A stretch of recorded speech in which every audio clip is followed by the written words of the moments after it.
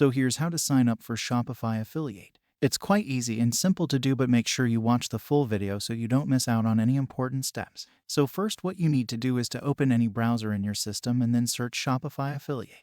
Go to the first link, Shopify Affiliate Marketing Program. Click Apply Now on the top right corner. Then click Sign Up. Read Shopify contract terms. Scroll down to the bottom and click Accept. Here you can sign up with email, Apple, Facebook, Google, Twitter, LinkedIn, or sign in with impact.com. I will sign up with email. Now write your first name, last name, username, email address, password, and phone number. Then tick this option and click Get Started. Now enter the code that is sent to your phone number and then click Verify. Now select your primary business model. I will select Creator. Then click Continue. Here you have to choose options where you will promote products. I will add website. You can see that my website is added. Click Continue. Now tell about yourself. Write account display name, country, mailing address, city, zip code. You can find your city zip code from Google. Select time zone, currency, click Submit, and then click OK. Application is under review. You will receive an email once a decision is made. This is how you can sign up for Shopify Affiliate.